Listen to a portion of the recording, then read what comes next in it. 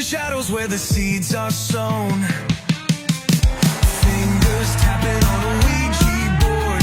Broken silence like a shattered chord. Eerie hums in the dead of night. Wow. That went Wow. smoothly. Yeah, Almost scared me. it Almost. does. But the end, it cuts off a Yeah, bit. it cuts so, off. I don't know what it is. yeah. I'll edit another one in there. It'll be Okay. fine. All right, welcome everybody to another Things Paranormal Talks. We have an amazing guest again. I was very excited this one. I invited her myself. Yeah.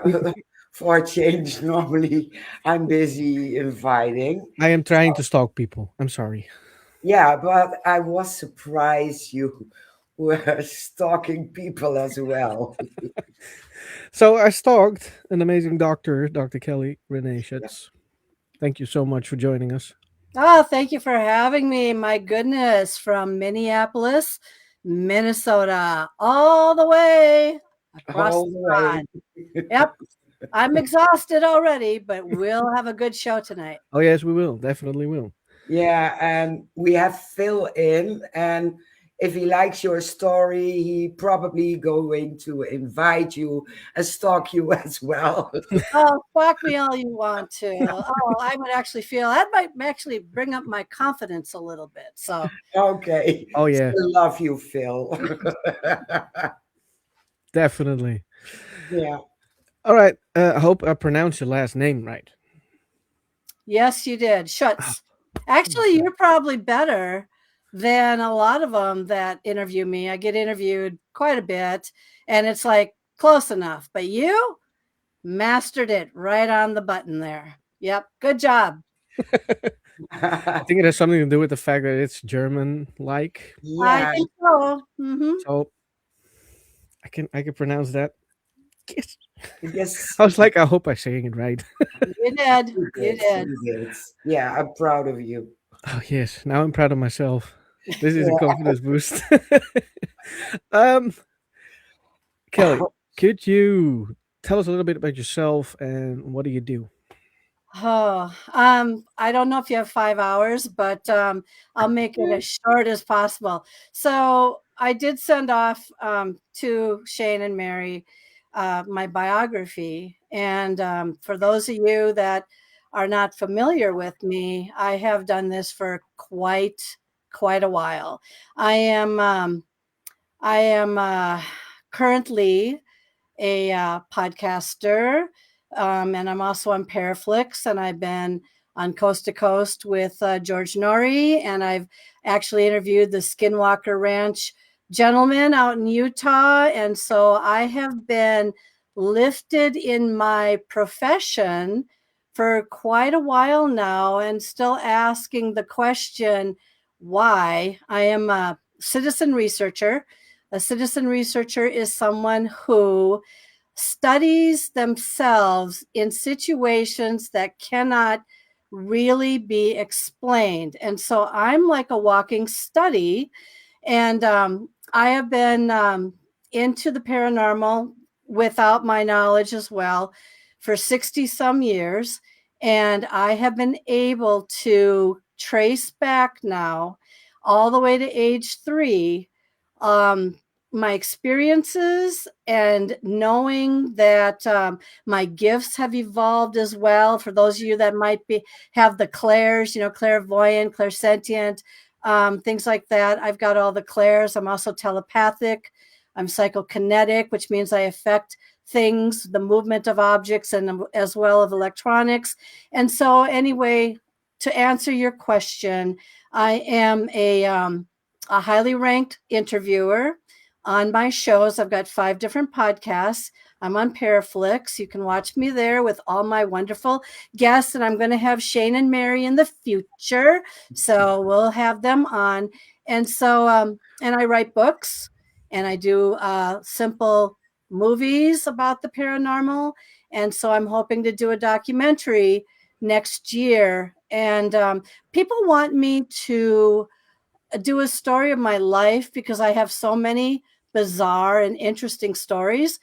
But I don't know. I don't know if people would really find me that interesting. I would have to have people that, play me and everything. But I have had quite a life, over 100 different paranormal experiences, and also along with that, 3 to 4 um, possibly visitations, UFO extraterrestrial visitations. So I'm going to stop it right there. There's a lot to me. There's a lot in my life, but yeah, I'm known worldwide, but you might be meeting me for the very first time. So Yeah, I've seen your name coming by a couple of times already, and then I saw the bit about the black eyed kids, and I was yeah. like, I'm hooked. Now I seriously need to. That was my Yeah. sign, because that's something I've been interested in since I was a little boy, and You're, it never you're not, stopped. you're not little anymore. No, Yeah. I'm a pretty big boy now. Yeah. Well, do you want me to start with that? We can start with the beginning. How did it start with Okay. you? Well, of course, keep in mind when you're young, you don't know what's happening to you, right? So, where I believe it actually started was when I was around 3 to 5 years old, and I was having dreams, like I'm sure most kids do dream at that age. But what I was dreaming about was like civil unrest, wars, assassinations, stuff like that. This was being 3 to 5 years old. I would get up to go out and watch cartoons. And for those of you who might remember, back in my day, we had the nice square black and white television set, in the living room, only one per household, basically back then. Now everyone has like, I don't know, at least in the US, more than one.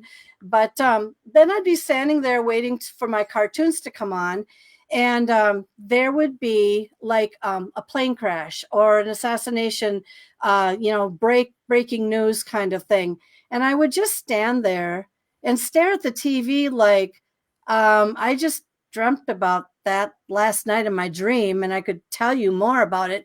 And so I passed it off at first, told my mother about it, and I'm 64 years old right now, so back then there was no discussion about paranormal, ghosts, this, that. It was either it's spiritual or it's the devil, based on your religion or and beliefs. And so anyway, um, I came to realize when I was around 13, though, that something about me was not like all the other kids.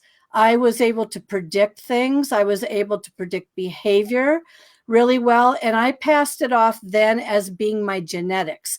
Oh, I must have got a really good set of genetics because I'm really like highly kind of like on my target compared to everybody else would be like going over their head. And so things started to do this. They started to evolve for me in different ways. And then it went into different experiences. And when I look back now, I can tell you exactly what experience I was actually having, but being told it's your imagination. No, it's not. Pass it off, blah, blah, blah. So then you shove it deep down inside of you and you tell yourself, it's my imagination. It's crazy. I'm going crazy or whatever. But now that I look back, I wasn't crazy. I was coming into my awakening, but I came into it very young, but was forced to kind of push everything back down. Yeah. So that's how it all began for me. But then it really evolved as things started to happen. So, Yeah, Yeah, that's pretty much for a little child. absolutely. Um, you also have psychokinesis, yeah. and when did that evolve? It might have evolved younger than I had anticipated.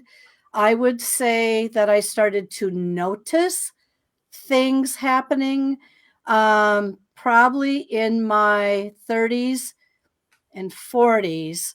I started to notice things moving, shifting, um, keys in a doorway that would be like this all of a sudden the next day would be like this. Now I always passed it off as paranormal. And clock dials going 6 hours, always exactly to the minute, 6 hours ahead, always. A bag that my husband and I went a couple of years ago when I was out interviewing the Skinwalker Ranch TV stars.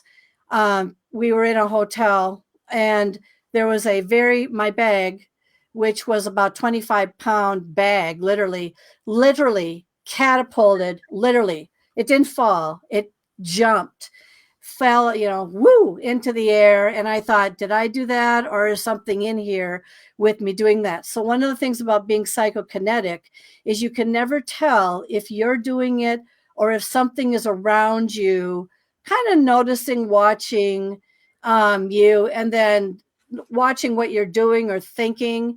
And then like the key, there's no way that key could have done that by itself. No way. No one came to the door. No one fiddled with anything. It's just my husband and I. We never went out that door. But then I started to notice all these other things. So I would say in my 30s and 40s, but I have to add a but to this. It was also then that I really delved into exploring and staying at what was believed to be haunted bed and breakfasts. And as I went to more bed and breakfasts, I started obviously picking up things, noticing things, and realizing that I was getting attachments and things like that. And so there's a lot to this, but what really started the bed and breakfast thing, and I don't know if you have the picture offhand, but I'll describe it to everybody. So a tornado kind of ripped through my grandparents' rural property, and I went there to see to make sure the house was okay. And when I was there, you could hear this electric buzzing in the air, and the trees were down, but they didn't hit the house, and all kinds of things. And it was on a limestone base and everything, so it was just perfect for a storm and bringing up energy. And I was just walking around photographing the house from the outside. And I did not notice this at the time, but I did photograph in a screen. It's a screen, not a plate window. There's a difference.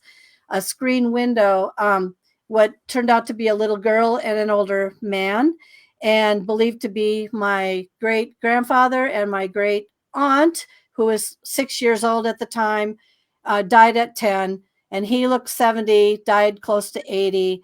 And they showed in the window. And it was at that point I learned I was telepathic, because when I processed my pictures, I went back and I asked, there it is. Thank you. Take a look at that window. That's pretty remarkable. That is not face matrixing, by the way. That is actual. Thank you for showing that.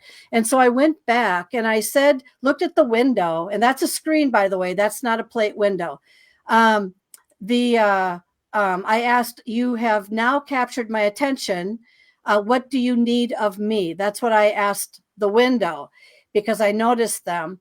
And what came to me was telepathically, which is like something talking in your head, your genealogy is wrong. And so the thing with it, though, is that I said, genealogy, what? And then it dawned on me, I'm the genealogist in the family. I know but I wrote her name down wrong in the records. And basically she was right. The little girl, or they were right. She was wrong. I was wrong. And I stood corrected. And that's when I learned that I could actually sometimes channel and hear voices. They're not male, they're not female, they're not children. They're just some kind of a voice that comes in and gives me directions or tells me things. And I just seem to have a knowing. And then when I spit these things out, people kind of look at you like you're a little bizarre, but then it turns out to be accurate and right. And then they wonder how you did that. And it's like, things just talk to me once in a while. So that's when I learned I was telepathic. And that's when I said, if I can hear them, if I can see them now through my camera, I'm going to go to as many bed and breakfasts as possible, and I'm going to see if I can make contact with other apparitions, ghosts, or whoever. And that, by the way, also included jumping over the pond to Scotland and Wales, and also I think I had an experience in the Netherlands, and so yeah, that led it all the way over the pond. I wanted to see if the energies were the same or different. Very interesting experiences that I had over in your neck of the woods. So yeah. Yeah, now I'm curious. It's is the energy different over here and in the States? Okay, so I went over, I'm going to tell a little bit of the story.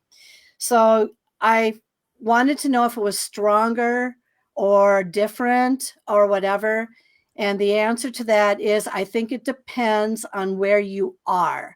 Because if you go over here to like a state hospital or some kind of an asylum or a sanatorium where a lot of death occurred and there's a lot of unsettled energies, you will find that they can be remarkably strong.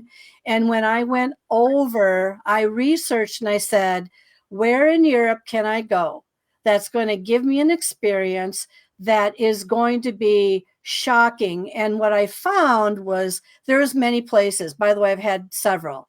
But the one that stands out as the most shocking, and there's a picture of this, if you're able to pull it up, it's the one with the cycling mirror.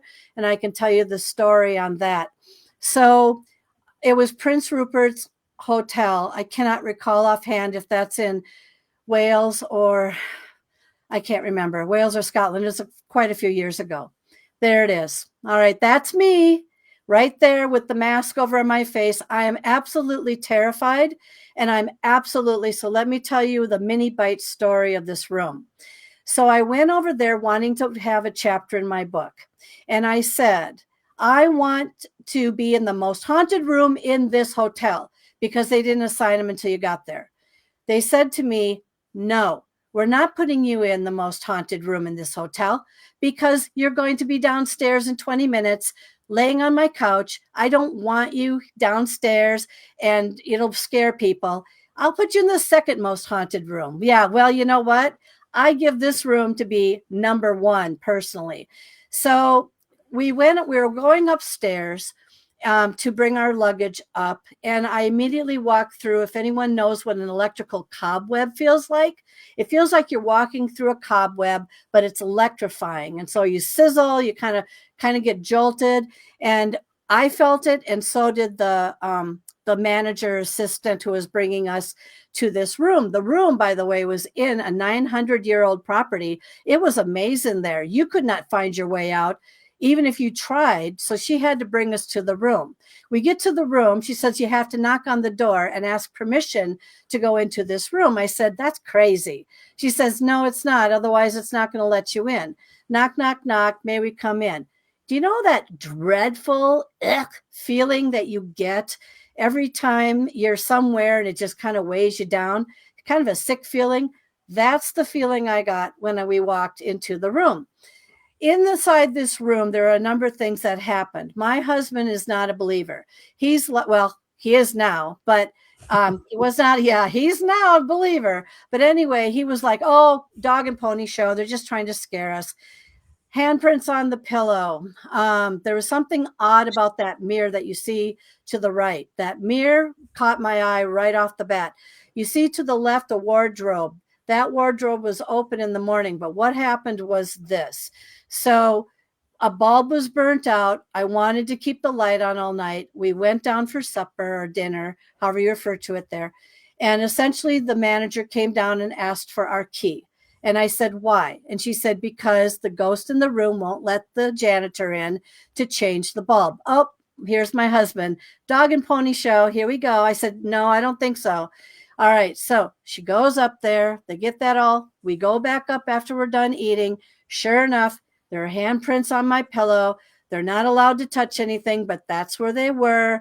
We go into the room. I offered up champagne and chocolates just to make peace with whatever was in there, just to be nice. And then the real trouble started. So it's about bedtime. My husband takes out the holy water. He goes, I'm going to bless this bed that we're going to sleep in. He throws the holy water. This is absolutely true what happened. He froze in midair like this. The holy water was kind of frozen in midair. Look at that cycling mirror to the right.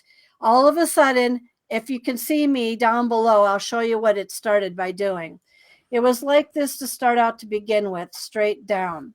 Then it went like this, nah, nah, nah, nah, nah, kind of like this, as if it was like loosening the screws on it. And then it started, I kid you not, to cycle around. He's facing towards the bed. I'm on the side of the wardrobe looking at the mirror. I noticed this thing taunting me. I absolutely went into a panic attack. And if anyone has ever had a panic attack, you burn up like you're just burning up, right? And so I was burning up. My husband kind of then shakes out of it. I point to the mirror. It's laying on its belly like this.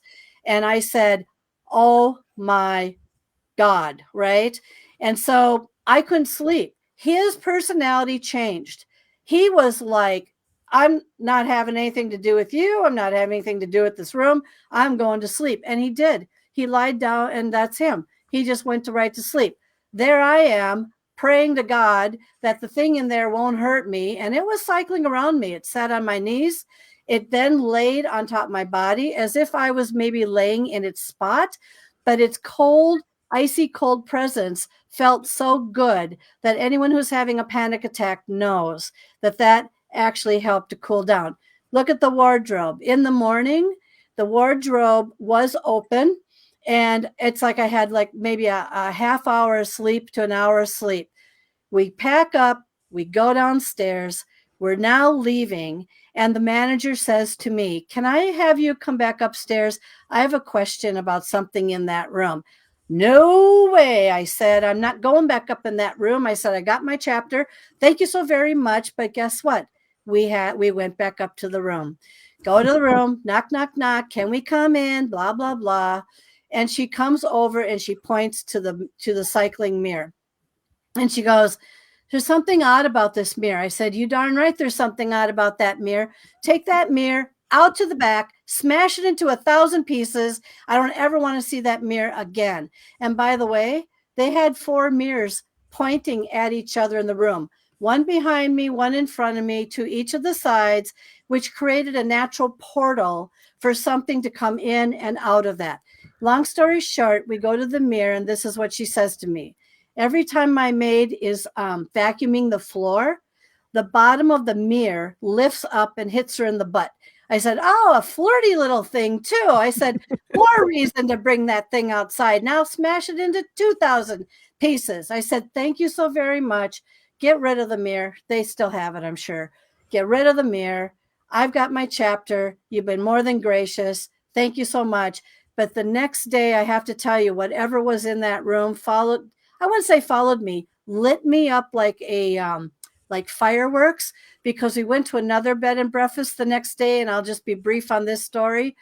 The story is about was also somewhere in Wales, I believe.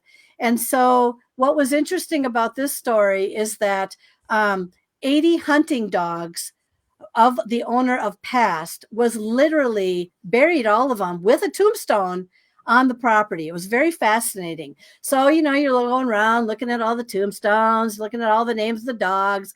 And of course, guess what happened that night?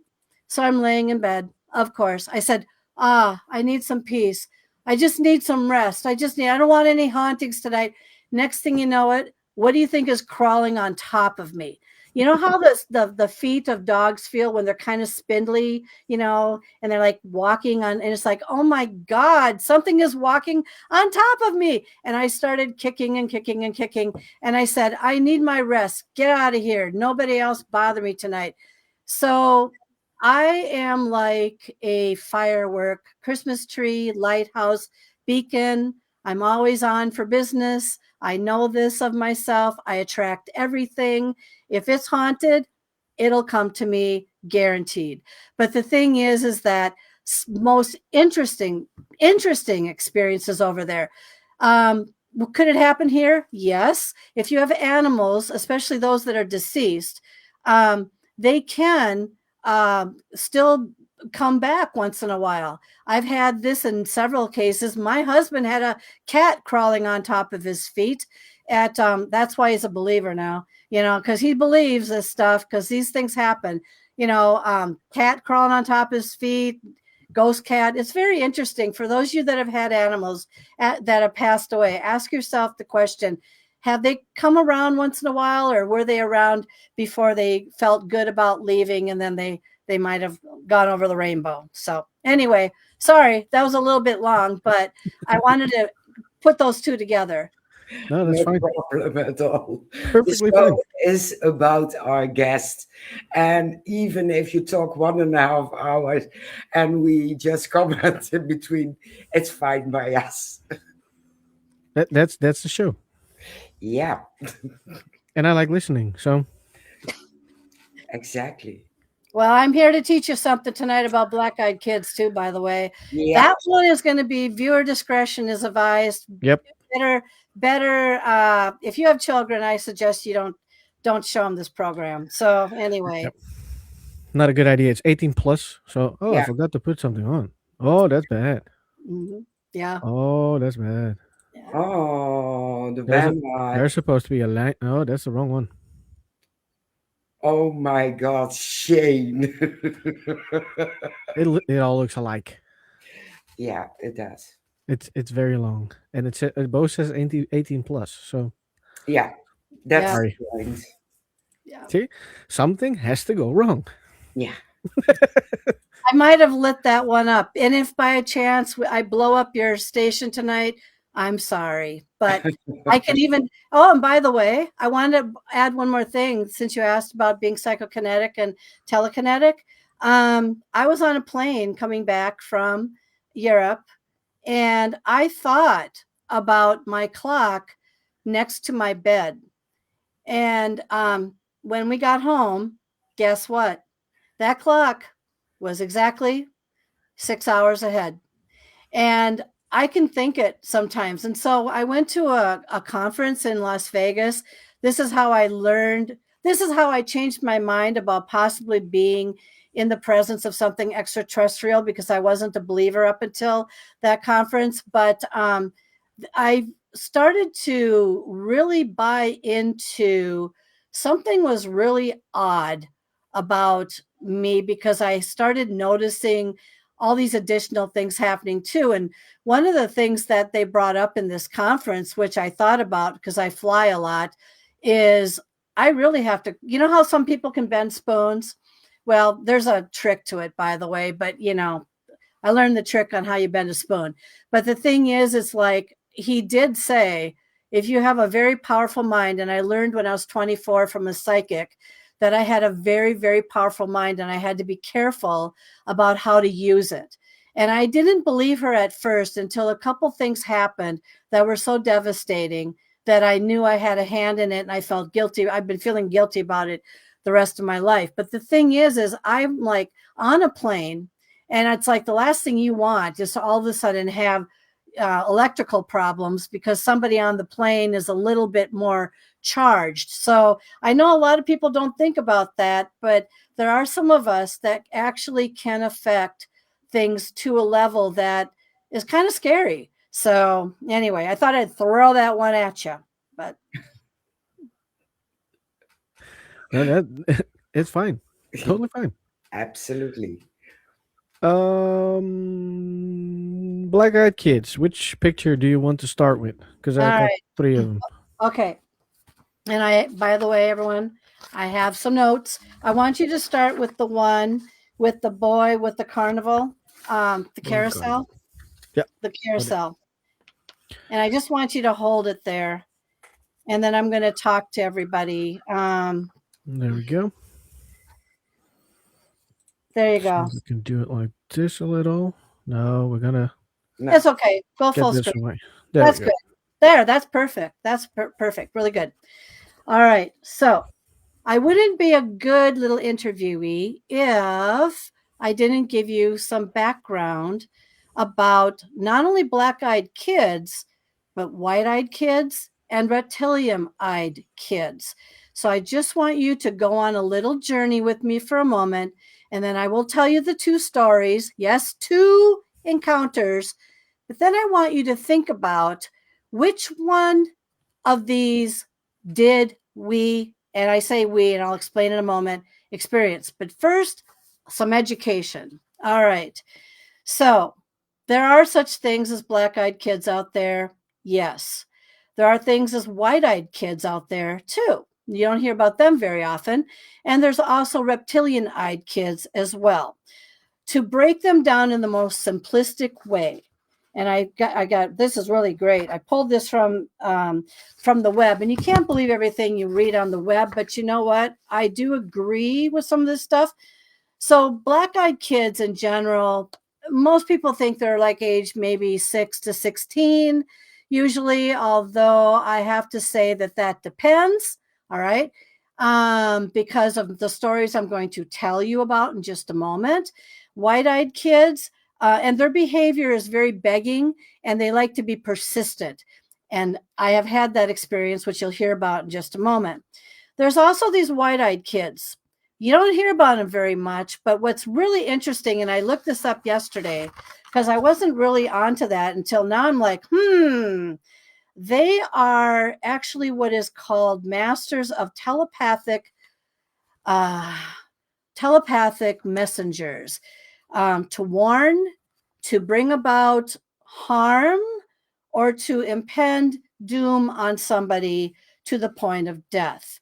That one I want you to remember as well, because I'm going to give you some, okay? Reptilian-eyed children. I've never seen one. I hope I never see one. They are like more shape-shifting, and they're more what they're called alien humanoids, which they're up to no good. That's basically what it is in a nutshell, okay? All right, so keeping some of that in mind, there also, you'll find that black-eyed kids oftentimes are kind of pale, and they kind of wear normal clothing. I want you to keep that in mind. Then white-eyed kids, this is interesting, pale, but often wearing more older fashion clothing. And of course, the shapeshifters are trying to fit in, even though they don't fit in. So they're trying to wear whatever, but they're kind of a humanoid. All right. Now, one more thing, one more aspect on behavior. I've told you before about how the black-eyed kids kind of beg and they're persistent. Hold that into your mind, please. The white-eyed kids are more silent and telepathic, and they stare a lot. Hold that into your mind, please. What am I? I'm also telepathic, right? So just keep that back here. And then reptilians, they're more of, they'll stand back and they'll just kind of watch, and then they'll try to shapeshift, or they'll take action when they think they can do probably the most damage or harm, or whatever the case may be. All right, so let's start with the first story. This happened, and then I'll tell you, Shane, when to put the second image up, which, by the way, will be the image that I call Imagine This as a Boy. And I'll just hold off on that. This is viewer discretion advised at this point. This is not something to take lightly. This is very serious stuff. So just bear with me. So it was a couple years ago. I would say maybe 3-4 years ago. I need to give you a little bit more background of me. I have a law background. Was in law for 8 years. I was trained to think very logically and very right to the point. Okay. There's the other side of me that's very creative. So I'm kind of like a Libra, creative, logical, get split once in a while. And so I always question a lot of things. And then I was a college professor for 20 years. So there's the education side of me that I like to bring up to people. So my husband and I moved back to my home state of Minnesota from being on many jobs all over the place for 30 years. And I needed to just do something. So one of the places that I used to help run and assist was, and we're well known in the United States, we're like ranked number 1 to number 2 always, the Minnesota State Fair. Now I'm going to tell you something right off the bat. Hauntings and these incidences can happen anywhere. It's just not there. It's just not here. They can happen in a mall. They can happen out on the street. They can happen during a busy carnival. They can happen anywhere. They can happen over in Europe, anytime, any place. I know I've had enough experiences over there to be able to say this whole world is haunted. Okay. So I took a position, kind of like a manager position, graveyard, which is like 12 midnight to 7 in the morning. And in a horse barn of all things, which I don't know anything about horses, but I know how to manage, and I know how to be observant, and I know how to watch for things. Okay. So here I am going to work this one day, just a few minutes away from the situation, which, by the way, a person who is a very dear friend of mine, who can, by the way, turn clocks backwards 2 hours, by the way, because she's also very good. I just missed the situation by a hair, but she gave me so much detail that I can tell this with confidence. So what happened is we have $1 million horses with really strong competitors. And so, you know how that is. You got to be very serious at your job. We hand out keys so they can take their showers, and we have showers inside the building. And then, you know, they go to bed, and then they get up with their horses and they do their thing and go and compete the next day. All right. My one gal friend, who was my coworker, alerted me to the fact that a competitor came up to the horse window, you know, the office window, and said, "There's a kid in my shower. There's a kid in your shower. How can that be? The doors are locked. No one can get into these showers. What do you mean there's a kid in your shower?" So she goes with this competitor woman to the shower. Okay. Knock, knock, knock. No response. Get the key, open the door. Kid didn't have a key, but the kid was in the shower. He was standing in the room by the sink and remember the descriptions I gave earlier, in a little bit of outdated clothes. Head was bowed down, hair over the eyes, brown hair. And she said, "Please come out of the shower. Please come here." So he slowly comes out of the shower and walks around, and he's standing by a pillar. Okay. Standing by a pillar. And he's just like this. His head is bowed down. His hair is over his eyes. He's kind of shaggy. He's in these kind of a little bit of outdated clothes. And she's trying to ask him questions. She goes, "Can you tell us, how did you get into that shower room?" Because he didn't have a key. There wasn't anything in there. He wouldn't respond. He sat there and he just stared. And he was solemn like that. And he wouldn't move. Okay. The horse woman was standing there, kind of watching and everything. And then another one starts to approach with a horse in hand with the collar, right? They're going to go out and walk their horse before before. And the horse took one look at this kid and just, you know how a horse backs up when it's like, oh no, and it starts to back up? That's what it was doing. And then it started to squeal. Squeal, squeal, squeal. Oh my, squeal. Okay. And so the thing is that my coworker is trying to get some answers out of this kid. The competitor is standing there kind of wondering what the heck. And this other person is trying to get control of their horse because it will not go 1 foot further because of this kid. It just absolutely will not. So then this is what happened at this point. When the horse started to get really rambunctious and back up, they both turned to make sure that the horse was under control because there's people in there. Now, put up the picture. This is what happened next. Keep going, right there. All right. The kid raises his head up to my coworker. Imagine this as a boy with short brown hair, kind of my color, I suppose, a little darker, probably down to here, bangs over the eyes, though, over the eyes. And he looks up at her. He starts to grin. And those are the exact teeth that when he grinned, he looked like a monster, like this photograph that you're looking right now. The one thing I asked her about was, can you tell me about his eyes? Can you tell me?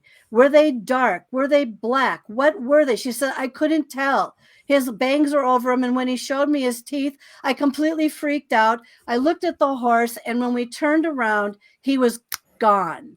Literally. This is not an exaggeration. This is really what happened. The competitor and her kind of rushed out the door to see where he was running to. And the alley was completely blank. There's nothing in the alley. There's nowhere to hide. He was just gone. Now, let me tell you of something that hit me last night as I was preparing for this interview. If this kid could have been a white-eyed kid instead of a black-eyed kid, it mentions here silence, telepathic and staring, outdated clothes, motionless, has nothing to say. This all of a sudden started to hit me. And not only that, what is their mission? Their mission is like an angel of death and to potentially warn or bring about or impend some doom. So the story's not over with yet. So she's freaking out. She comes in. I just arrived like seconds, minutes. She is grabbing onto me. I'm holding her. She's completely distraught. She couldn't believe what she just saw. She knew it was some kind of a monster. She didn't know what this was. And so I need to preface this with two thoughts, okay? Two thoughts going in this direction. One, about eight so years ago, before that moment, there was a boy across the way in the cattle barn that committed suicide and he hung himself.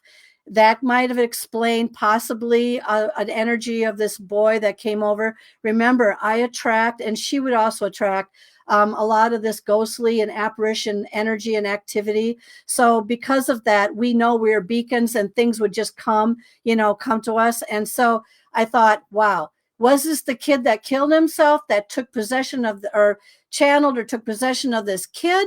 And then, but because he disappeared like that, or was he some type of an interdimensional being or whatever, but not done yet. Story gets a little bit more interesting. So I'm trying to settle her down. I'm trying to settle down because I know what she went through was very real and very weird and very creepy, and the horse and everything's going on. Guess what happened overnight? Well, she's done with her shift. She's gone. I'm there by myself. Guess what happened overnight? One of the horses was essentially dying in its pen. Now, if it's true that this only pertains to humans, can it also pertain to animals? A warning, impeding death, wanting to cause death. Was it the same horse that jumped up and down? I cannot recall. I do not remember. But I do remember that all of a sudden, one of the horses, and we've had to pull horses out of there, very sad stories when they get colic. Anyone who knows anything about horses and colic know that they will die if you don't somehow get them up and get them moving fast enough. Well, guess what? That was a very interesting thing. But was the kid there to make himself known, to scare, to come across, to visit beacons that are, very bright and like something can relate to him? And I'm there and I'm constantly attracting this stuff. Very, very interesting, very, very interesting story. So before I go on to the second story, does anyone have any questions or do you guys have any thoughts before I go on to the next story? No, I think you have a point there if I think about it. When I listen to the story, it adds up with the theory that you found on the internet. So I think you might be onto something. Definitely. Yeah. The eyes would not confirm. She could not. All she saw were those teeth. That's when I said, "Is this what you saw?" And she just, starts freaking out all over again. Like, oh my God, it's the kid. but what were the eyes? What did the eyes look like? But I want you guys to think about for a moment about this type of energy, because I'm always asking, what exactly have I encountered with every experience that I have? I always ask, what exactly was it? Spiritual? Was it paranormal? Was it extraterrestrial? Was it this, that? Was it something like this? I'm always asking the question, because just about the time you think you've got it nailed, like last night, I said there was a horse that nearly died on my watch. The day that that situation happened, I thought, why can't this pertain to animals too? Because Yeah. animals get affected by these energies all the time as well. So, and I've heard of stories like that. So, anyway, Yeah, you do have a fewer question from Phil. okay. Hello, Dr. Kelly. Do black-eyed kids have a protocol to adhere to when interacting with people, especially when they ask to enter a car or house? Oh, yeah. Mm. So, I will answer that question on my second story. How's that? Are you okay with that? All right, I'll answer that question because it's coming. Put up the picture of the two boys, I have if to you would. look for Yeah, it. get there. There You'll we get are. there. You go. Lovely boys, aren't they? They Okay, are so very cute. yeah, and bangs Especially, that I love their eyes. I know, don't you? And don't you love the fact that the bangs are almost down Yep. past their eyes? you know. All right, so getting into black-eyed kids, most people know of black-eyed kids, like I said, from 6 to 16, give or take, and they usually are operating in pairs of twos rather than pairs of one. Well, I'm going to give you a story now that I'm going to actually question that theory, just because the experience I had was so overly bizarre that I'm going to have to question that theory. Okay. All right. So here's my answer for you, agenda wise. Okay. So let's see. So the black-eyed kid that happened, or the white-eyed kid, who was one or the other one, happened with this woman. My experience came the next year.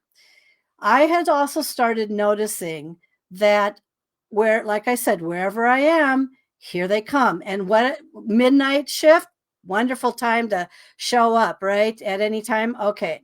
So I'm in the office by myself. I'm managing it, the midnight shift. Not blind to ghostly activity and things happening in there. That place, the horse barn, used to be a place they used to make airplane parts years prior. So there are things that happened in that building. Someone might have gotten killed in there, or whatever. But anyway, so we have off duty people, kind of like police, but not really, watching over these buildings from midnight until the fair starts the next day. And you'd be surprised what goes on at a fair or anywhere during the midnight hours. Okay. The one deputy guy, and it was a guy, so it was a guy and a gal, and they sleep in the aisle and an aisle where the horses are because they're tired. They're up all night, they need a break. And so, anyway, they're sleeping in an aisle when his eyes opened up, and I would say about the height of the kid on the left. All right. And so his eyes open up, and there's this kid, literally, not a kid, it was actually a young adult, was standing there just staring at him. And I'll keep in mind that the horse barn is kind of dark and everything's kind of calm, and people are sleeping with their horses, so you don't want to make a lot of noise in there because you're dealing with big time people. Okay. Anyway, so he looks up, he freaks out, and he's remaining calm. And the kid, or this guy, starts saying weird stuff to him, like things that anybody knows about, what is this? So, well, that's a toothpick. Everybody knows that's a toothpick. He's asking questions that are just kind of, what? Just really weird. So the deputy gets up and he comes to the office window where I'm at, and he says to me, "We have an intruder." I said, "What do you mean we have an intruder?" I said, "The fair is closed.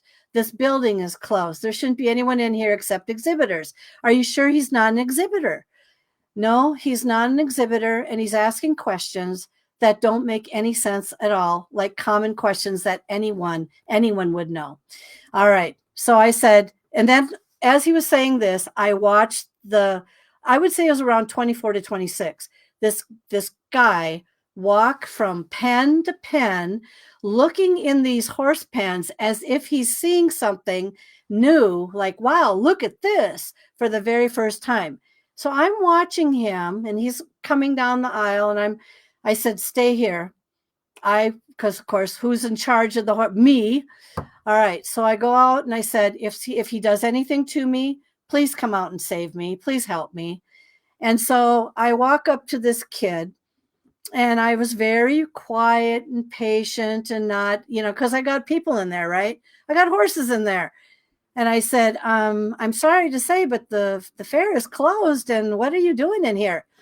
I have to keep in mind one thing. It was raining cats and dogs. It was raining so hard out, so hard that no one would want to go outside. You'd be soaking wet. He was bone dry. So the first thing I noticed was how dry he was, considering it's like, he should still be wet if he's coming in from outside. This is something really weird about this kid. And he's standing there. And now to answer your question, like all black-eyed kids do, they have an agenda. I need you to invite me into your office. You can't come into my office because that's off limits. It's only for me. I need you to invite me in. I need to come into your office.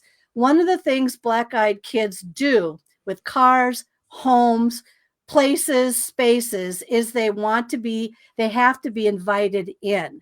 And if you say no, they know the rule that they're not supposed to. Where white-eyed kids, by the way, will just show up in your house. So that's the difference between black-eyed and white-eyed kids, is that they will just magically appear in your house. And you're like, right? And so I said, no, you can't come in. My friends, my friends are going to be here real soon. They're going to come in. They're going to come and get me and pick me up. Oh, now keep in mind, this is a 24 to 26-year-old guy. And I'm sitting here going, he is talking like a black-eyed kid. And he is like 24 to 26 years old. And he is literally mimicking a child that's a black-eyed kid. And I said, oh my God. And I was like inches from him. So now I'm trying to smell if he's got alcohol on his breath or if I can pick up anything, and look at his eyes. And I said, please, God, don't turn black. Whatever, just do not turn black. And because if they did, I probably would have fainted right there. The deputy then has a gal, and they're approaching me from behind. And I'm just nonchalantly, and then I turn around and go, well, he wants to come into the office, but I can't let him in there. So we're just going to have to put him somewhere so his friends can come and pick him up. And see, I know that whole lingo. When you're a black-eyed kid and you enter somebody's house, your parents are going to come to get you soon. And then all of a sudden when they leave or whatever. So and people are known when they're in the presence of a black-eyed kid or children like this, they can get sick. They can get violently sick. They can be under some kind of unusual, I don't want to call it possession or channeling or something like that. They do have an agenda, and the agenda is not necessarily to sit there and say, gee, thanks for the snack. No, it's not that at all. I don't even know if they're leaving energy or what it is, but I have known of situations where people have gotten very, very sick by letting these kids into their car, into their house, or whatever. Well, anyway, how did we get him out of there? I had to sting him. Talk about being on a TV show, I quietly brought him over to a bench. He was freezing. One of the things about these kids is that they'll also say, I'm cold, I'm freezing.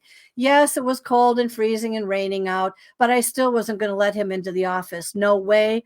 And I knew that his friends were going to come to get him because the property was completely shut down. So the thing is, it's like I had to get him out of there in the quietest way, just like a murder mystery. When you see him dragging the legs out of the door, that's kind of how it was, kind of. But what I did is I had the policeman come in, go around with his car, block the front door. And then I had him sitting at the bench and being blocked, so he really couldn't run per se. It took 15 minutes for the policeman to convince him to get into the car. Now, this story has an interesting twist. He gets into the car. I refused to investigate that further, but here's what's interesting. Any of you ever been to a carnival before? Might remember maybe like a water balloon game where you're shooting a pistol and the balloon blows up because it's a water balloon game. So years ago, when I was younger, I used to win lots of stuffed animals for sick kids in hospitals. And I won a lot of stuffed animals because I was good at it. But guess what I figured out? This guy came from the carnival. And not only that, they're not allowed to leave the carnival. They have to stay on the premises. We don't know how long he was in the barn for. He was bone dry and he was talking really weird. And I used to play the water game where this guy had a different voice and he sounded different in the whole 10 yards. And I kid you not, he was under some kind of, I'm going to use the word possession here. He wasn't being channeled by something, or was he? Whatever that energy was got into him. And I'm like, oh my word, this is the guy from the carnival that I used to play these games years ago. This kid's been with the carnival for years. So I don't know if he's still there or not. But I'm telling you, the friends, the talking, the mimicking, the whole 10 yards, complete black-eyed all the way, except no, his eyes did not go black standing there, but whatever was inside of him took possession of his body and had no fear in approaching me and talking to me like a black-eyed kid. So I have to add to that dialogue about black-eyed kids, or the question on what energy is that they're able to jump in, and which is called transfiguration, by the way, jump inside of another individual. So there's that. Those are the two stories. I stopped working at the fair after that episode.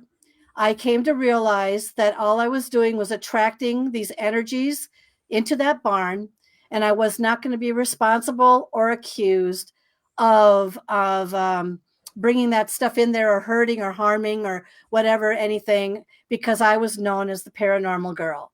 Yeah. And so that's why I hadn't been back since. So that's the black-eyed story. I mean, there's a lot to it. Very interesting if you Google it, but what exactly is it? Was it? Could it be? I don't know. I'd have to stretch those theories out a little bit. So yeah, especially with the new theory you now found. Yeah. So I have to research everything. Yeah. Yes. Research, but also question what you think you might be dealing with. Yep. Like with the kid, the silence and this and that, the white-eyed kid. He might have been a white-eyed kid, or he might have been a semi-white-eyed kid. She just couldn't see his eyes, but the bangs were over here and everything else screamed white-eyed kid and warning of something. Now, call that a coincidence. Some people might say, oh, that's a coincidence. This stuff happens all the time. It might happen all the time. But you know what? That was quite a coincidence. So. Definitely. Kelvin says, creepy gangster. Yeah. And Marine says, hi. There are some more images you sent me, and I had a question about the next one, because it's not really, it's pretty clear what's being said here, but what's the story behind it? Oh, okay. Let's see. All right. So remember when I told you around maybe 3 to 5, I started to have these visions in my dreams. The next age was like 8 to 13, when I would be at my grandparents' house. And this was when I was told, no, the house isn't haunted. It's your imagination. You're there by yourself. You're making this stuff up. Stop your anxiety, blah, blah, blah, stuff like that. Well, I was in my grandparents' house. They were gone. They were out shopping.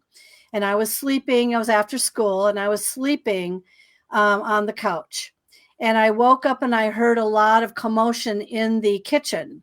And it sounded like a party was going on. I thought, how on earth did they get home without me hearing the door open and close and all that? So I got up, and you know what it's like when you're groggy. You're like, So you go to I went to the frame of the door of the kitchen. And as soon as I got there, it all stopped. So what you're looking at here was when I was around maybe 9 to 13, and I had my first clairaudient experience of actually hearing something going on that was happening in the house, but it wasn't there. And when I went to the door and recognized that it was bone dead silent, I mean, dead silent, I stood there and I broke out in a sweat and I said, oh no. And I thought, there's something weird going on here. And I turned around and I walked out to their porch, and I would not go into the house after that point. I would stand out in that porch for even during snowstorms and being cold, because it was like, there's something going on in there. I knew it. And I knew it wasn't just me. And so what this is it's you're learning for the first time and I'm learning for the first time that I actually was clairaudient, and I actually heard things that didn't, that went silent when I entered the room. That's what that picture's about. Cool. That's clear for me now. I was looking at this picture. I was like, there has to be a story behind this one. Yeah. Well, I don't look like that guy, but you know what? I mean, I had my artist draw this up for me, and I thought, good enough. That's me, everybody. So Great artist. yeah. Oh yeah, Exceptional artist. Yes. definitely. Yeah, Exceptional. Yeah. All right. Well, let's see. Because now I have to grab back my. I know I sent him a lot of pictures, yeah. I have to look him up again. Hello, computer. Yeah. Wake up. I think I have to. Yeah. Have to say goodbye to Chris. He just watched. So Oh. have a great day. Hi, Chris. Let's see. Because you wrote some books, Mm-hmm. Yeah. and I'm very curious about those. Why do you not? Okay, we'll just start with this one. That's fine. Let's see. I'm going to share screen again. No, that's the wrong one. Why is this not working? Is this working? Can't share screen. Why can't we not Do you have the picture of the handprint? handprint? No, I don't think so. You have it, but it's somewhere in your folder. So things have started to evolve for me to a point where in a house that I had lived in prior to the one I'm in now was very, not just became haunted, but there was some, what I believe, extraterrestrial activity going on in that house as well. And so and you have it, you might have to just, while I tell the story, see if you can grab it from even Facebook. When I sent you all those pictures, you might be able to grab it there. And so one night I went to bed, and I work very late because of what I do. And it was around 2:00 in the morning, and I laid down, and all of a sudden this really odd, wafting, disgusting smell came over and to the point where you pull the covers up over your nose because it smelled so bad.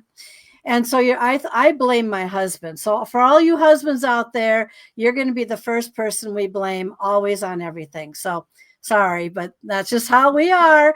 And so I thought, wow, what kind of shampoo is my husband wearing? Oh my God, it's awful.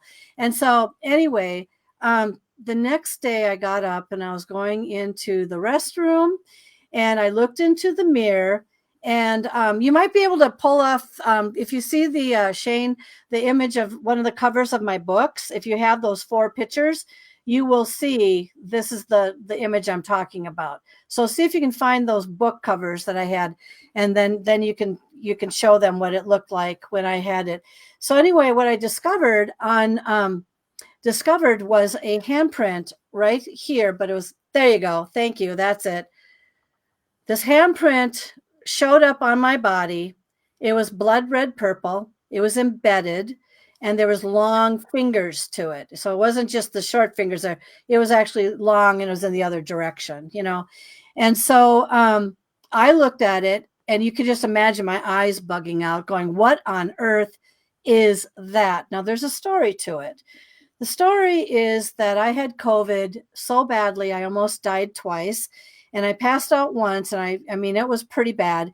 And I had bronchial pneumonia here, and I had regular pneumonia here. This one, the doctor told me it was going to take months to get that unclogged because COVID pneumonia is like a blockage with kind of turns into cement, you know, so you got to keep it going to get it out of there. So I had to use this device and all this sort of thing. So anyway, right here. All right. So now this handprint is on my body. And we took pictures of it and I show it all the time, but this is the best I can do for you tonight.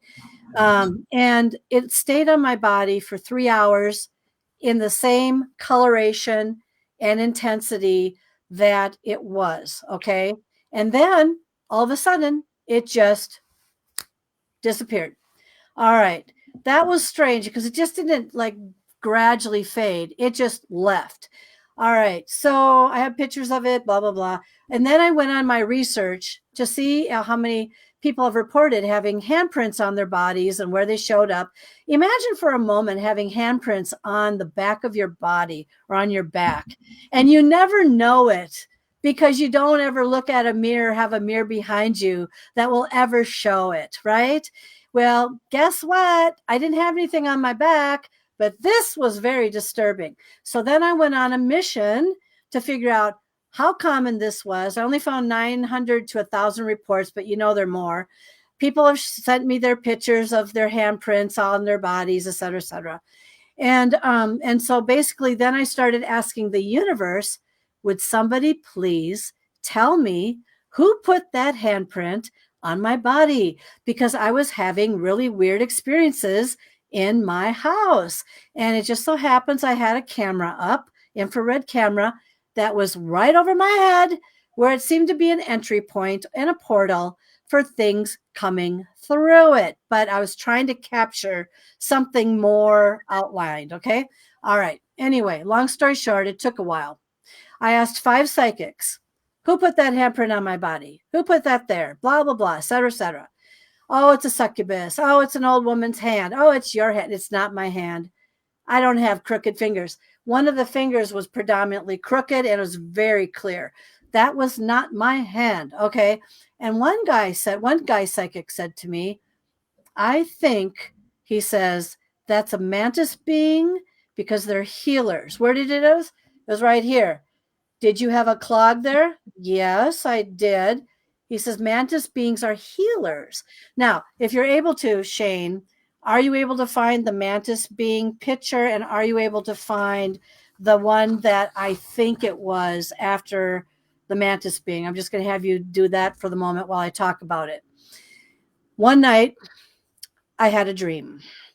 And during this dream, something very unusual happened. I saw in my dream a young lady walking away from me, what appeared to be a young lady walking away from me. And she looked like she was in regular clothes until she turned around.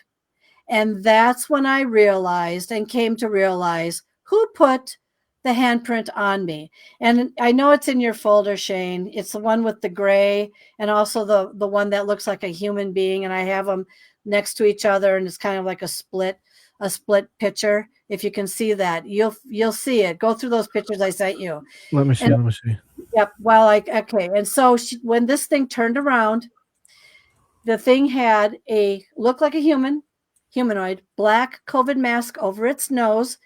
Eyes were very big, like a mantis being or a gray. And all of a sudden, I was telling this guy it had a black COVID mask. Goes, black COVID mask? Doesn't that sound familiar? Yes. COVID, making associations. I'm like, yes. But it scared me so much that I woke up in a sweat. I was screaming, I don't ever want to see you again. Don't ever, ever come near me again. But yet I kind of know in the back of my head now that it might not have been It might have been a mantis, but I don't think it was a mantis. I think it was a gray.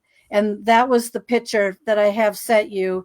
If you do find it, throw it up there because I think they'd be interested.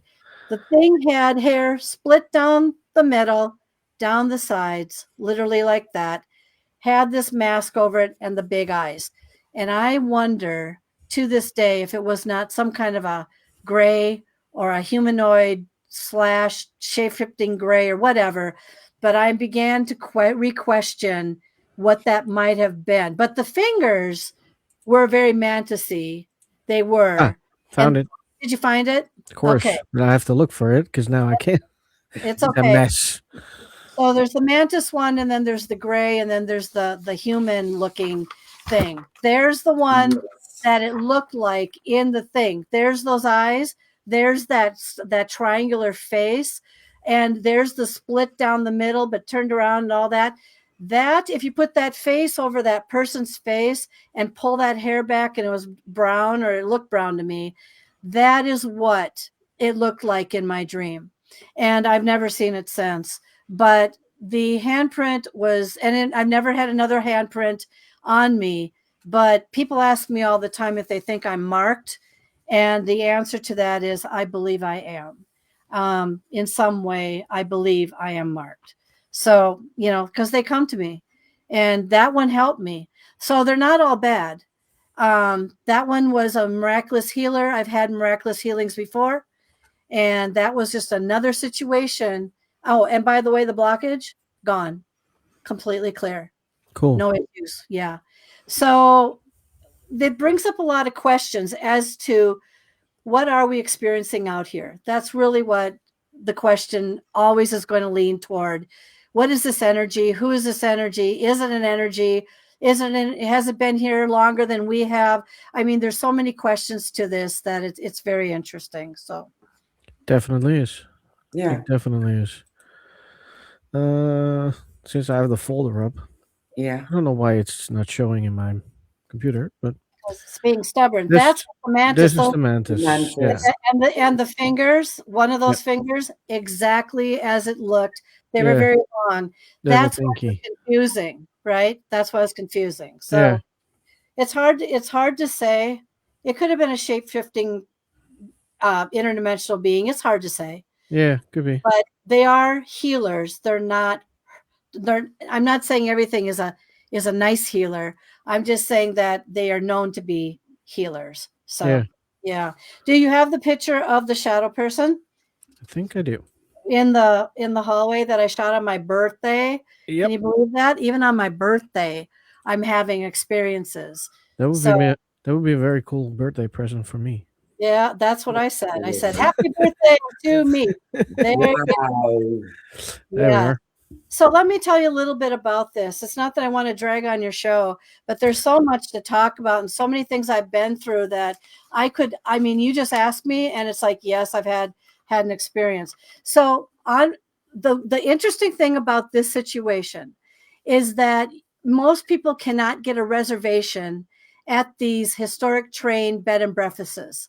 And for years I said, I really, really, really want to experience this bed and breakfast, which is a long train car, and it's a historic train car, and there's a few on the property in, I'm not going to say where, most people can probably guess, and so we're in this train car, and it just so happens I was able to get a reservation on my birthday. All right, so it was evening time. We just got back from eating. It was a very small place out in rural nowhere. I mean, cornfields everywhere. Here it is. Okay, so I walked down this hallway and I said, something feels kind of creepy in this hallway. Those aren't lights, by the way. They're picking up the very faint light behind me. That's 3200 ISO camera, night vision, no flash. Okay. And so I stood there and I call it the sandwich. If snap, snap, snap, some people call it, blah, blah, blah, blah, with the speed. And so I went, something's creepy in this hallway. the thing to the left, by the way, guess what that is? It's a Mm. mirror. Yeah, yay. And by the way, most people that don't know this know that a lot of these apparitions love to hide in mirrors. Okay, so anyway, I didn't think about that at first until I came to realize, oh my God, there's another mirror in here. Okay, so snap. Then I saw this on my film or my digital, and I went in and I went way to the other side back because my husband was in the living room. And I said, do you think this place is haunted? Because keep in mind that a lot of the parts that have restored this train car bed and breakfast room, and it's only for like a couple, like him and me, came from other places, including Europe. So any energy that could be embedded in something, or including in the mirror, could have come right into this. All right. So I said, do you think that this place is haunted? Look what I captured. And he's looking at it and he's not reacting because he knows if he would have said boo, I would have been out of there. I have to say something though, with all of the experiences that I've had, including any researcher or investigator, we still get scared. We still get frightened. We're not sure what we're dealing with sometimes. What on earth was that? So I filtered it. And this is what I came up with. You can probably see it right now. I could see the long brown hair in the back. I could see that it was wearing some kind of a coat. It appeared female to me or whatever. Now, you might not be able to see this very well, but look beyond the head to the back wall. That very faint image back there is not that shadow figure. That's my head. That's that very faint light that's bouncing off of something and it's projecting it on the back wall. Shadows aren't supposed to project shadows of themselves. That's what I've been told.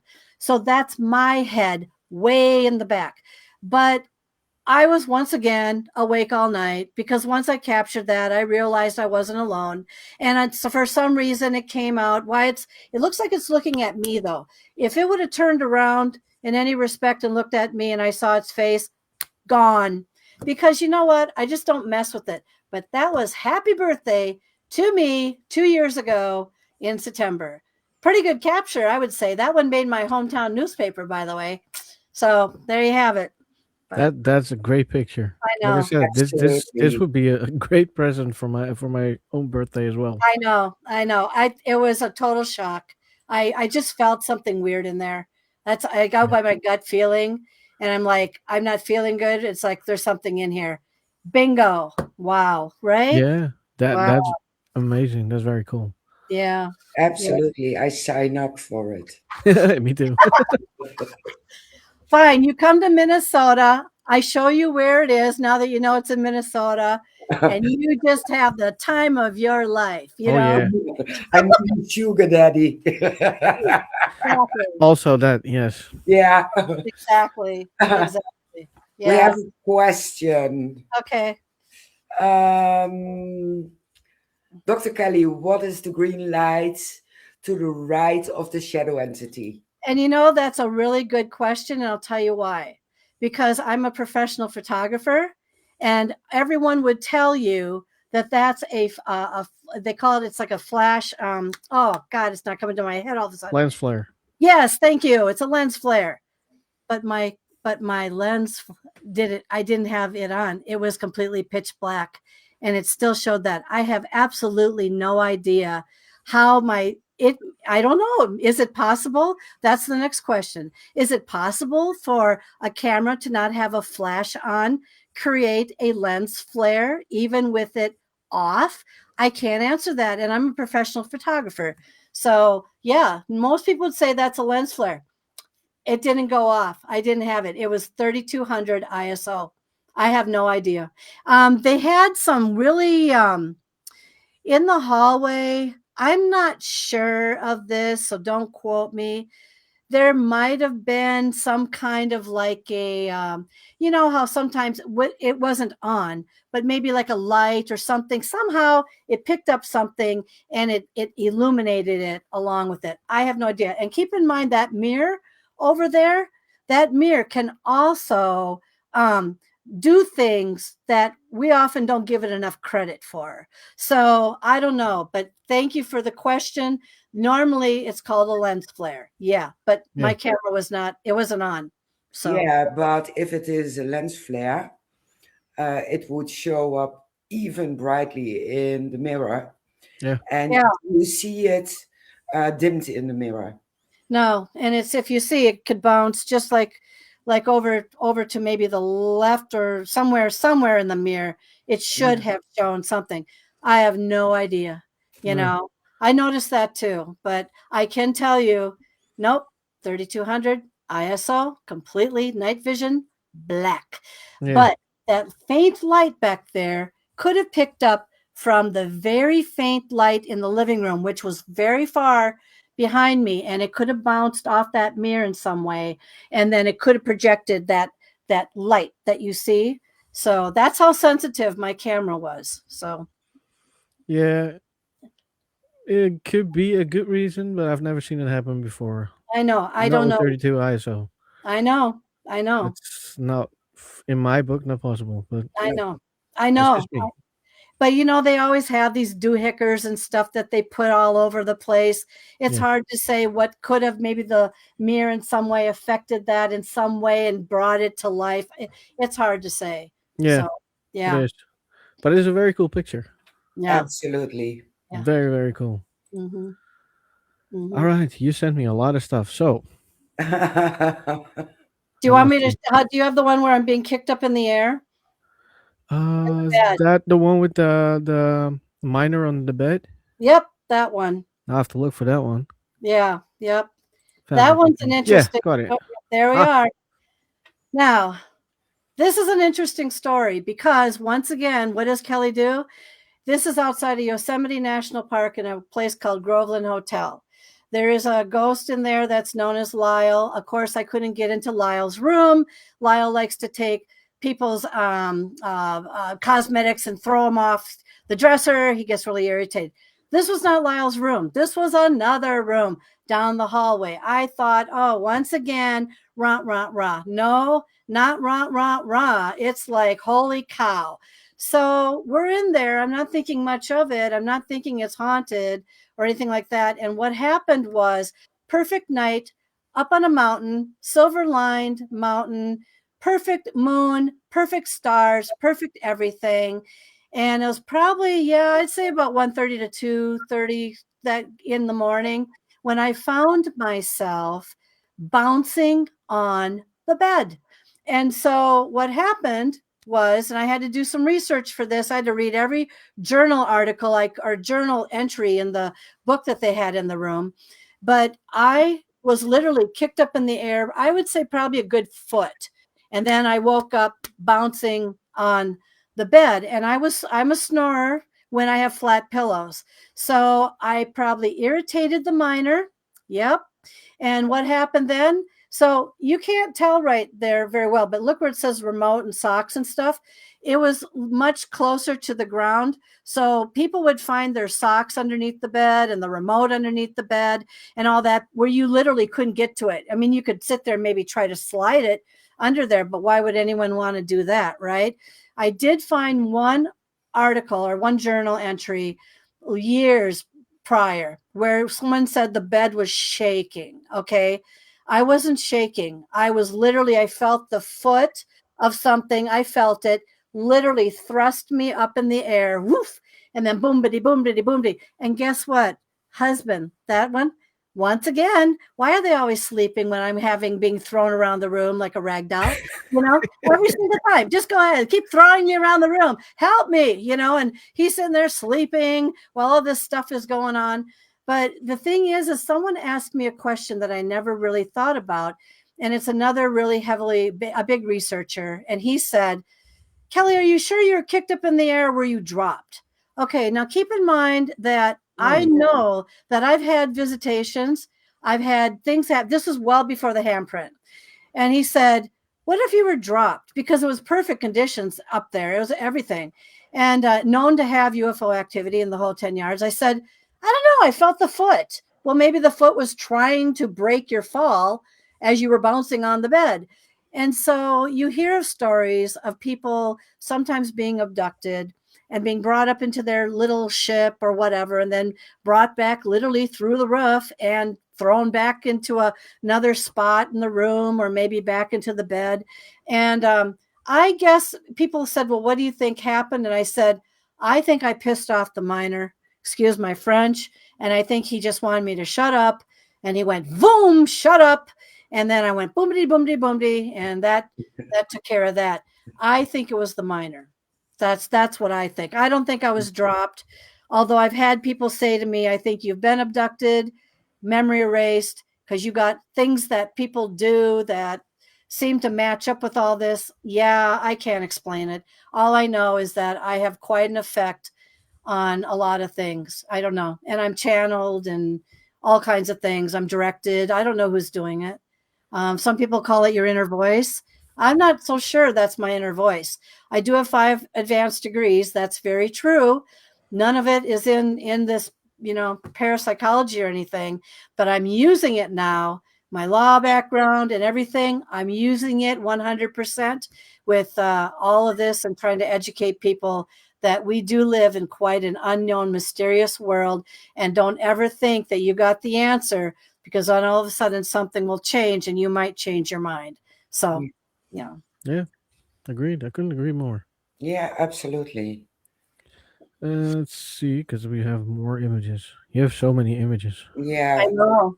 I know. we I have want I, to know. a question as you are searching for the image.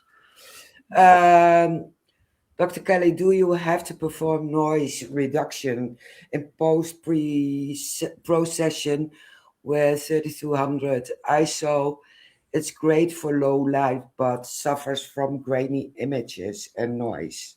that's a very good question. That image that you see is the actual image.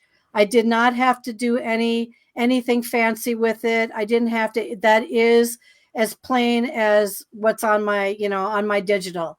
That's why I thought it was absolutely remarkable, and I started shaking when I saw that image, because I'm like, oh my God, what on earth is that? And I knew, and my husband wasn't going to say anything, but yes, I agree with you. Do I post process? No, not really. Not unless I want to bring something out. So in this one, I filtered it.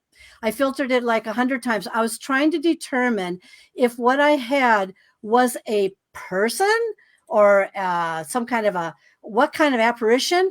But the image that you see is as you see it. I just wanted to make sure, like the picture that was shown in the beginning with my what I believe to be my great grandfather and my great aunt. I did filter that literally 100 times. And I said, prove to me that what I'm seeing is not face matrixing. Prove to me that that is actually what I am seeing with my own eyes.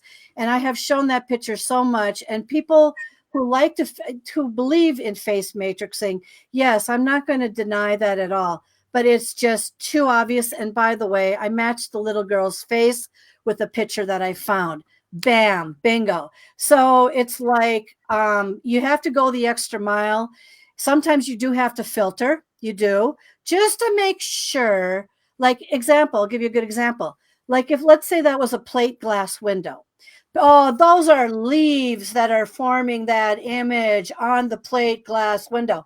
No, it's not. Do you know why? Because there's no trees around it. Sorry, not clouds, not this, not that. And it's a screen. It's not a plate glass window. You tell me who shows up in a screened window. So you have to be your own debunker. You have to go at it as if you're going to rip it apart. And then you're going to say, you know what? I don't know. I think that this is what it is. And that's kind of where I left it. And I'm like, thank you. I'm very grateful. Even with that shadow that showed up in the train car, scared me to death, even though I've done this a million times. But I said, thank you. Nice birthday present. That's excellent. You're going to make the newspaper. And it did. And I knew it would. Yep. So thank you for that question. Sometimes I have to filter it a little bit, but not to the point that I've been showing you these images tonight. They're very wonderful images. So yeah. All right. Real quick, because we're heading towards the Yep. end. You wrote four books, if I'm correct. I've wrote 12 books. 12 books. I got four screens.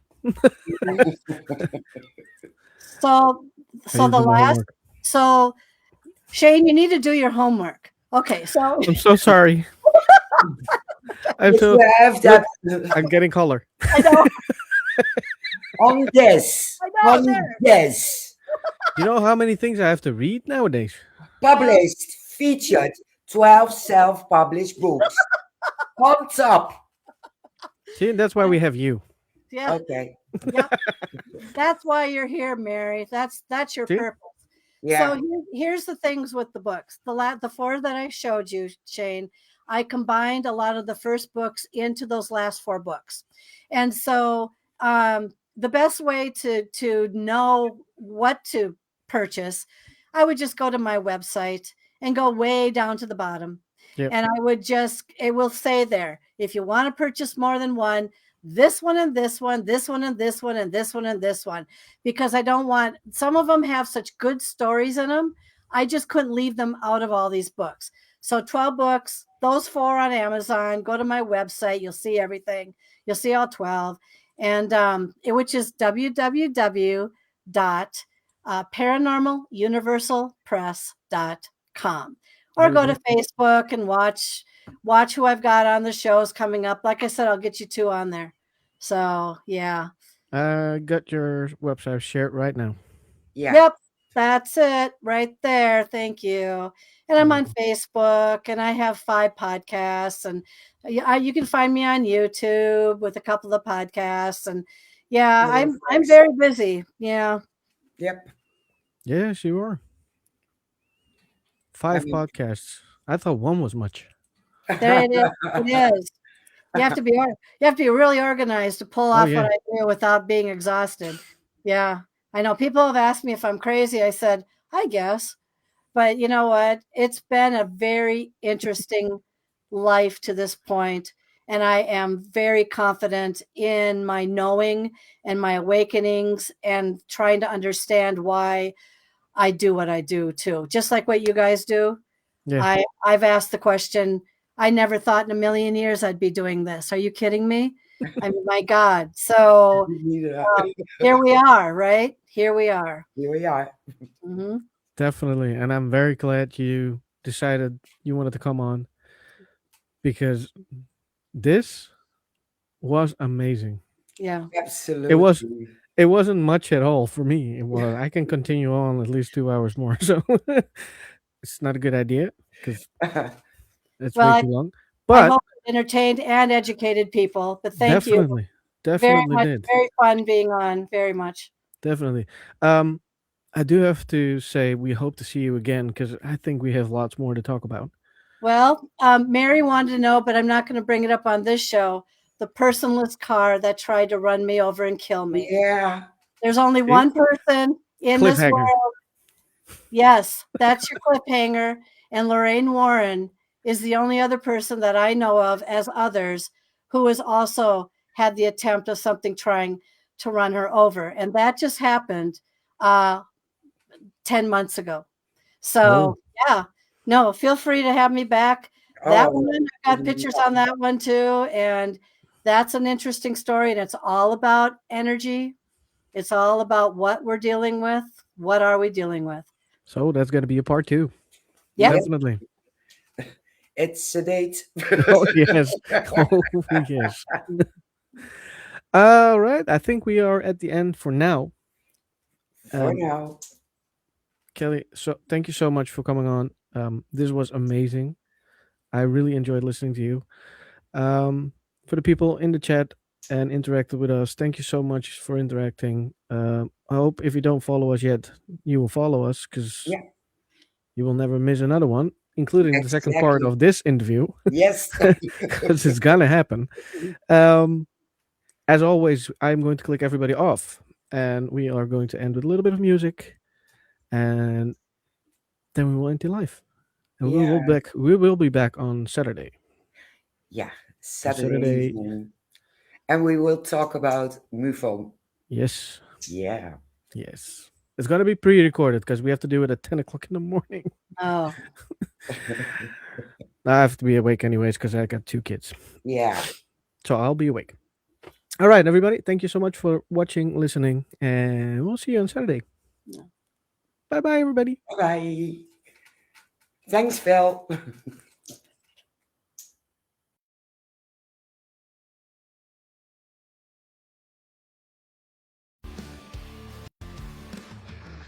Stack, think the unseen crowd. Fingers tapping on the veil too loud. Voices from the cracks in the floor. Shadows bending where light won't go. Chasing truth in a haunted show.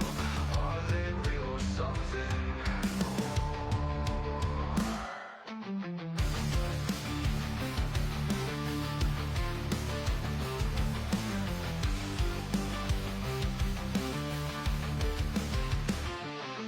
Psychic dreams or skeptics grin.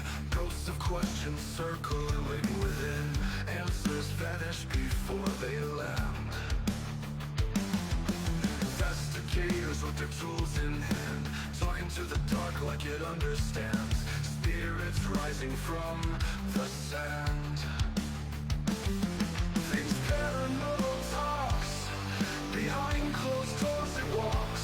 Do you hear it or just the clock?